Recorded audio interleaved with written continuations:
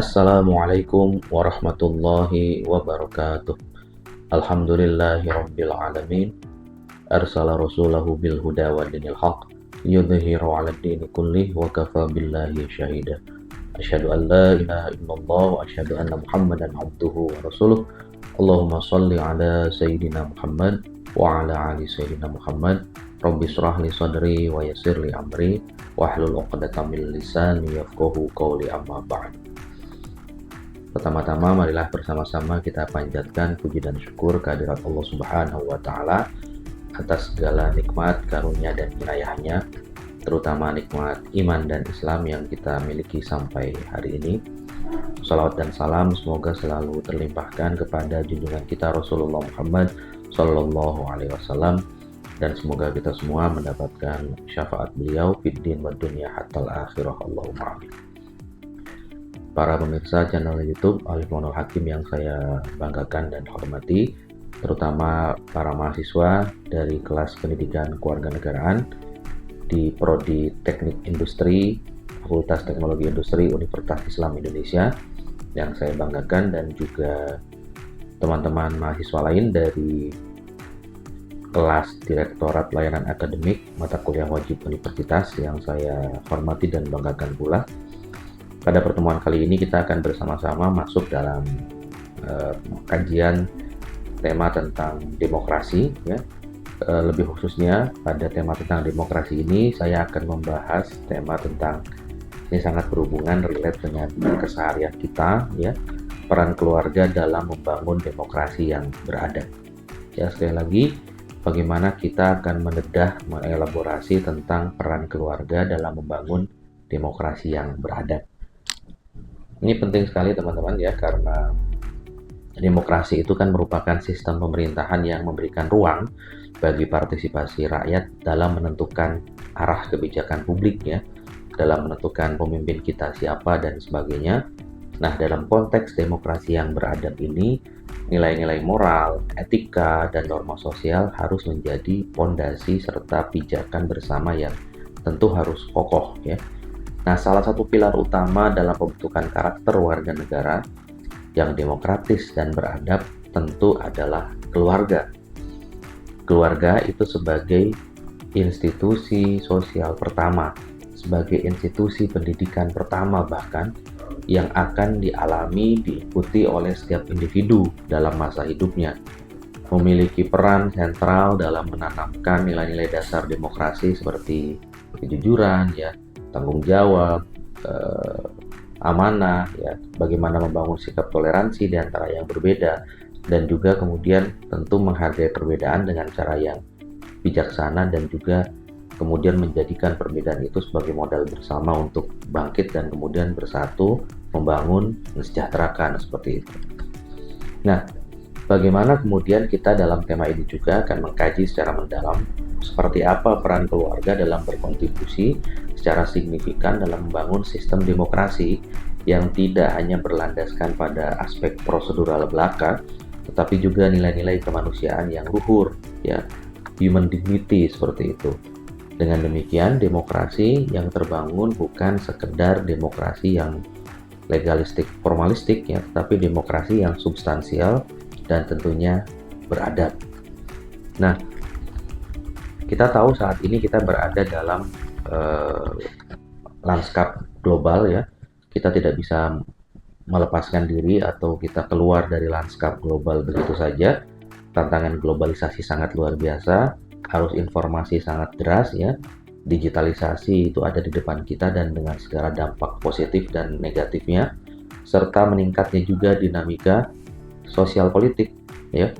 Demokrasi di berbagai negara termasuk Indonesia itu tengah menghadapi berbagai tantangan, ya.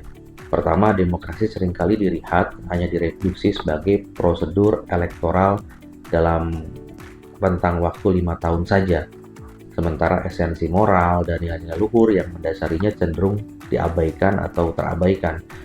Akibatnya muncul di dalam ruang-ruang demokrasi kita, baik dalam kehidupan nyata maupun kehidupan sosial media di dunia maya, itu ujaran-ujaran kebencian atau hate speech, ya, upaya memecah belah, ya intoleransi, serta rendahnya partisipasi warga negara dalam pengambilan keputusan publik yang itu harus etis dan beradab.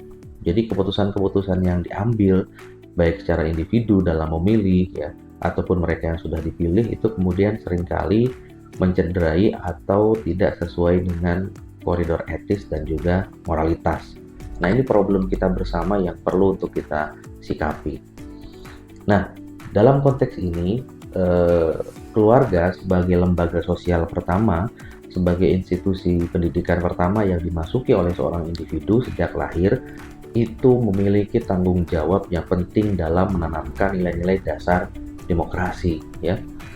Nilai-nilai seperti kejujuran tadi, ya, amanah, tanggung jawab, toleransi, keadilan, bagaimana penghargaan terhadap perbedaan menjadi elemen dasar dalam demokrasi yang dapat diperkenalkan dan dipraktikkan pertama kali dalam lingkungan keluarga, ya, sehari-hari oleh ayah, ibu, ya, anak-anak, ya, keluarga besar dan sebagainya, yang dengan demikian tentu akan menjadi fondasi awal, pijakan awal dalam membangun masyarakat yang demokratis dan beradab. Wajah bangsa di masa depan itu akan diwarnai dengan generasi muda zaman sekarang, atau yang sekarang itu menjadi generasi Alpha, ya, generasi Z, ya, Gen Z seperti itu. Perlu mereka kita persiapkan menjadi generasi yang tentu unggul dalam kecerdasan, dalam kemampuan iptek dan juga kemampuan yang sifatnya transformatif, ya, tapi juga harus berkemajuan, harus menghargai sustainability atau keberlanjutan, dan juga menghargai lingkungan sekitar serta tidak merusak, ya. Oleh karena itu, elemen-elemen dasar demokrasi tadi harus menjadi bagian penting yang selalu diinsersikan dalam kehidupan keluarga, ya, karena besok ke depan mereka akan mewarnai dalam berbagai macam aspek penting kehidupan di negara ini, menjadi pemimpin politik, ya, menjadi penggerak di masyarakat, menjadi aparatur negara, mau baik itu menjadi polisi, ya, tentara, maupun aparatur negara lain, ya, terutama bidang hukum juga, yang itu akan mengemban amanah dan tugas yang luar biasa berat untuk mewujudkan keadilan, ketertiban, ya, kenyamanan kehidupan bersama di masyarakat. Nah, oleh karena itu, bagaimana kemudian kita harus memahami pengertian keluarga itu sendiri terlebih dahulu. Ya, menurut Silalahi dalam bukunya di tahun 2019, keluarga merupakan lembaga sosial pertama yang membentuk identitas dan kepribadian individu. Sekali lagi, individu, identitasnya itu dibentuk dalam keluarga, kepribadiannya itu ditempa dalam keluarga, jadi kebiasaan dan tentu akan jadi karakter. Nah, kalau itu baik dan itu sesuai dengan nilai-nilai Pancasila, dengan nilai-nilai keindonesiaan dan nilai-nilai dasar demokrasi tadi, maka seorang individu akan memiliki identitas yang bagus, ya, akan memiliki kepribadian yang juga kuat dan berkarakter keindonesiaan serta Pancasila. Oleh karena itu, pendidikan karakter yang dimulai dari keluarga akan membentuk warga negara yang berintegritas, ya. Dia jujur, ya, sejak dalam pikiran, dalam laku dan tindakan serta pikiran dan pemikiran, dia akan selalu konsisten, dia akan punya integritas. Dan pendidikan kewarganegaraan yang menjadi mata kuliah kita ini tentu sangat menekankan pentingnya nilai-nilai Pancasila yang harus diajarkan dalam lingkungan keluarga sebagai fondasi dalam mengarungi kehidupan berbangsa dan bernegara. Seperti dikatakan juga oleh Putnam, ya, dalam Bowling Alone di tahun 2000, menegaskan pentingnya modal sosial atau sosial kapital yang ditumbuhkan melalui interaksi sosial mulai di lingkungan kecil seperti keluarga. Modal sosial ini menjadi basis penting bagi tumbuhnya demokrasi partisipatif yang sehat.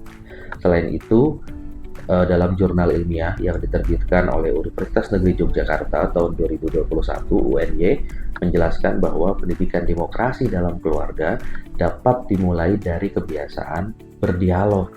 Ya, ada ruang-ruang dialog di keluarga, ya, sering berinteraksi, bermusyawarah, dan ada pemberian contoh dari ayah, ibu, dari orang yang lebih tua, untuk kemudian contoh-contoh itu misalnya seperti contoh bagaimana bertoleransi, bagaimana menghargai perbedaan, bagaimana menyikapi perbedaan, bagaimana kemudian menyampaikan pendapat dengan cara yang sopan, santun, bermartabat, ya, bagaimana menghargai pendapat orang lain, mulai dari mendengarkan, tidak hanya mendengarkan dengan telinga tapi juga dengan hati dan sebagainya. Nah, itu semua ada dalam keluarga dan itu menjadi modal sosial kita, teman-teman semua ya. Nah, kemudian kita sepakat bahwa pendidikan adalah salah satu aspek paling penting dalam pembangunan manusia di Indonesia dan juga pembangunan di Indonesia pada umumnya. Mahasiswa oleh karena itu memiliki peran penting dalam pembangunan pendidikan di Indonesia. Nah, peran mahasiswa dalam memberikan pendidikan karakter terkait pemahaman nilai-nilai dasar kehidupan berbangsa dan bernegara ini adalah kemudian bagaimana itu mampu untuk kemudian mendiseminasikan ya.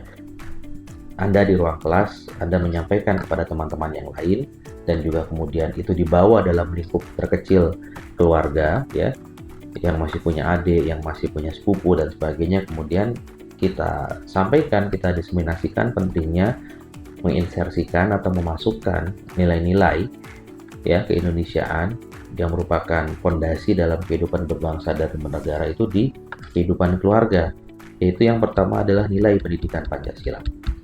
Nilai-nilai ketuhanan, ya, moralitas, ya, nilai-nilai kejujuran, kemudian nilai-nilai kemanusiaan, penghargaan terhadap perbedaan, ya, bagaimana membangun sikap yang beradab dalam berinteraksi, kemudian menjaga persatuan di antara yang berbeda sesuai dengan nilai persatuan Indonesia, sila ketiga, serta kemudian bagaimana membangun kebersamaan untuk kemudian paham tentang pengambilan keputusan itu harus dengan musyawarah mufakat, menghargai pendapat orang lain dan juga punya hak dalam menyampaikan pendapat, tentu dalam konteks yang sopan, santun dan juga beradab sesuai dengan sila keempat ya, kerakyatan yang dipimpin oleh hikmah, kebijaksanaan dalam permusyawaratan perwakilan, serta kemudian bagaimana mewujudkan keadilan bersama. Bagaimana kemudian berbuat adil kepada yang lain, kepada the others ya, menghormati hak-hak orang lain sesuai dengan nilai sila keadilan sosial bagi seluruh rakyat Indonesia, sila kelima. Nah, nilai-nilai pendidikan Pancasila ini, nilai-nilai dalam sila Pancasila ini harus kemudian Anda bawa, Anda insersikan, Anda dialogkan, Anda diskusikan, Anda implementasikan dalam konteks yang sangat sederhana dengan ayah dan ibu Anda dalam keluarga Anda. Dan juga sampaikan dalam forum-forum diskusi, forum dialog ya, di kelas maupun dalam forum-forum dialog kemahasiswaan, penting untuk menanamkan nilai-nilai ini karena keluarga menjadi fondasi awal terbentuknya manusia Indonesia yang demokratis dan beradab. Kemudian nilai yang kedua adalah Undang-Undang Dasar 1945. Bagaimana pasal-pasal ayat dalam Undang-Undang Dasar 45 ini menjadi pijakan utama bagi kita dalam mendesain kebijakan ya, sesuai dengan nilai-nilai Pancasila itu harus, dan kemudian di bawahnya kita jangan sampai kebijakan, aturan atau apapun itu bertentangan dengan nilai-nilai Pancasila seperti itu ya. Kemudian yang berikutnya adalah Pondasi Negara Kesatuan Republik Indonesia. Semua hal ya yang ada itu jangan sampai kemudian mencederai persatuan, jangan sampai mencederai kebersamaan dalam bingkai Negara Kesatuan Republik Indonesia. Ini penting untuk kemudian kita selalu pahami dan juga selalu kita implementasikan dalam keseharian kita. Kemudian yang berikutnya adalah menanamkan atau sesuai dengan fondasi nilai-nilai Bhinneka Tunggal Ika. Kita itu berbeda ya, tapi tetap satu. Kita ini memiliki keberagaman yang luar biasa. Suku bangsa kita ada 1.300-an. Pulau kita memiliki pulau yang sangat banyak, yaitu sampai 17.500-an pulau. Kita punya 700 bahasa dan subbahasa daerah. Kita juga punya banyak sekali adat istiadat, tradisi ya, dan juga kemudian nilai-nilai kearifan lokal, bentuk-bentuk kearifan lokal di masyarakat kita yang itu harus menjadi modal sosial sekali lagi. Dan di keluarga kita tanamkan bahwa kita memang berbeda, tapi perbedaan itu adalah modal sosial. Yang kita lakukan adalah bagaimana mendesain, menyikapi perbedaan itu adalah dengan cara yang biasa, dengan cara yang wajar, pun juga kemudian menjadikan keberbedaan itu identitas, ya, identitas kita. Walaupun kita berbeda, tapi kita tetap satu seperti itu. Nah, oleh karena itu, dalam memahamkan nilai Pancasila kepada generasi muda adalah bagaimana penerapan sila-sila Pancasila itu dalam kehidupan sehari-hari, ya. Bagaimana cara kita berteman, bagaimana cara kita menghargai perbedaan agama, bagaimana cara kita menghargai perbedaan pendapat, bagaimana cara kita menyampaikan pendapat dengan cara yang baik, ya, bagaimana kemudian kita menanamkan dan juga mengedepankan sikap moderat dalam beragama, ya, tengah-tengah, ya, tidak menganggap bahwa kita paling benar, yang lain salah, seperti itu, tapi membangun ruang diskusi dan ruang dialog. Kemudian yang penting juga adalah misal tentang menyadarkan generasi muda tentang pentingnya implementasi dan penerapan nilai-nilai Bhinneka Tunggal Ika, dan itu dilakukan sejak dalam keluarga, ya. Bagaimana kemudian di keluarga kita menanamkan anak itu punya tujuan, keinginan, ya, kebutuhan yang berbeda-beda, dan itu kemudian perlu untuk dihormati, perlu untuk dihargai dan juga difasilitasi, ya. Tentu kemudian juga dengan memberikan porsi yang adil, ya, sesuai dengan usia dan juga kebutuhan serta konteksnya, seperti itu, ya. Jadi bukan harus merata dan sama, tapi menyesuaikan dengan usia, ya, konteks, kemudian kebutuhan, dan juga apa yang diharapkan dari kepemilikan atau hak yang akan diberikan kepada seseorang dalam keluarga, terutama anak. Nah, oleh karena itu Anda sebagai mahasiswa perannya sangat luar biasa, memiliki pemahaman ini dan kemudian mentransformasikan serta menginsersikan dalam kehidupan keluarga, ya. Oleh karena itu, kalau kita kemudian sudah mampu, ya, menerapkan nilai-nilai Pancasila dan mengimplementasikan dengan baik, implementasinya baik di keluarga, itu akan dapat mewujudkan keseimbangan, keharmonisan dalam kehidupan keluarga.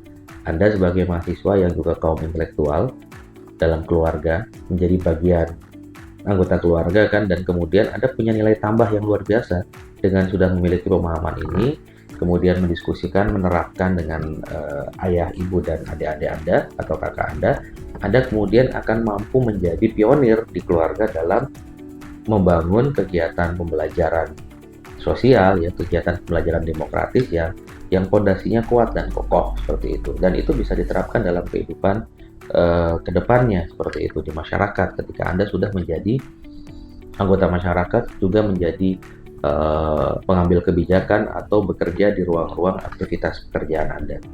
Oleh karena itu, penerapan nilai-nilai Pancasila, terutama oleh mahasiswa serta masyarakat, ya, dalam keluarga harus benar-benar sesuai, ya, dengan karakter keindonesiaan kita, ya, seperti yang sudah saya sampaikan di awal tadi, nilai-nilai kejujuran, nilai-nilai amanah, ya, menjaga persatuan, ya, bermusyawarah mufakat, ya, kemudian menghargai perbedaan, ya, mengedepankan aspek moralitas dan etika dalam kehidupan, serta kemudian bagaimana membangun ruang-ruang yang adil, ya, bagi kebersamaan kita. Nah, oleh karena itu, Anda sebagai mahasiswa, kita pahami, memiliki peran yang luar biasa bagi perubahan di masyarakat, ya, dan juga kemudian Anda harus paham konsep berikut ini untuk kemudian Anda terapkan di kehidupan keluarga, dan juga tema atau materi ini Anda sampaikan dalam diskusi-diskusi dengan teman, ya, di kelas, ya, maupun dalam diskusi kemahasiswaan. Keluarga itu sebagai lembaga sosialisasi yang paling primer. Oleh karena itu, keluarga adalah tempat pertama anak dalam mengenal dunia sosial. Melalui keluarga, anak, Anda, saya, kita, itu kan belajar tentang nilai, norma, dan cara bersikap. Orang tua yang menanamkan pentingnya dialog, mendengarkan pendapat anak, serta menyelesaikan konflik secara damai, dan kemudian memperkenalkan prinsip-prinsip demokrasi sejak dini. Kemudian penanaman nilai-nilai Pancasila dalam keluarga itu harus Anda sampaikan dalam dialog dan diskusi dengan teman-teman sekalian, seperti yang saya sampaikan tadi. Kemudian jangan lupa perlu keteladanan orang tua dan juga keteladanan dari mereka yang lebih tua secara usia, ya, karena anak-anak itu belajar dari apa yang mereka lihat. Keteladanan orang tua atau yang mereka lebih tua dari kita itu dalam bersikap adil, menghormati hak orang lain, ya, tidak diskriminatif, dan terbuka terhadap perbedaan, itu akan tertanam kuat dalam kepribadian anak, menjadi kebiasaan dalam tindakan mereka, dan menjadi karakter. Jadi keteladanan ini menjadi benih demokrasi yang akan membentuk demokrasi yang beradab, ya. Kemudian dialog dan musyawarah dalam keluarga. Membiasakan dialog dan musyawarah dalam pengambilan keputusan keluarga itu akan mengajarkan bagaimana nilai-nilai partisipasi itu diterapkan. Jadi Anda akan terbiasa untuk berpartisipasi dengan cara yang positif dan baik itu seperti apa. kemudian bagaimana menghargai keterbukaan ya, kemudian penghargaan terhadap pendapat yang berbeda. Ini menjadi latihan yang konkret bagi anak-anak kita dalam menjadi warga negara yang demokratis. Kemudian penguatan moral dan etika. Demokrasi yang beradab tidak hanya berbicara tentang prosedur elektoral atau hal-hal yang bersifat legalistik formal saja, tetapi juga bagaimana beretika dalam politik dan bermasyarakat ya. Keluarga menjadi tempat yang paling strategis untuk menanamkan nilai-nilai kejujuran, amanah, tanggung jawab, integritas, ya, empati, dan juga penghargaan terhadap perbedaan. Nah, itu harus Anda ingat dan juga kemudian Anda menjadikan lebih paham dengan Anda berdiskusi dengan teman-teman dalam ruang-ruang diskusi kemahasiswaan dan juga disampaikan oleh Anda dalam forum-forum yang Anda ikuti atau forum-forum yang Anda isi seperti itu. Kemudian, pengaruh lingkungan dan teknologi. Keluarga juga berperan sebagai benteng utama dalam menyaring pengaruh negatif dari lingkungan dan media. Oleh karena itu, pengawasan dan pendampingan orang tua, apalagi dalam konteks saat ini, terhadap penggunaan teknologi oleh anak sangat penting agar anak tidak terjerumus dalam hal-hal yang membubarkan dan juga menjelek-jelekan kebersamaan kita, yang tidak baik bagi demokrasi kita. Saya rasa itu yang dapat saya sampaikan, kurang lebihnya mohon maaf. Terima kasih atas perhatiannya. Assalamualaikum warahmatullahi wabarakatuh.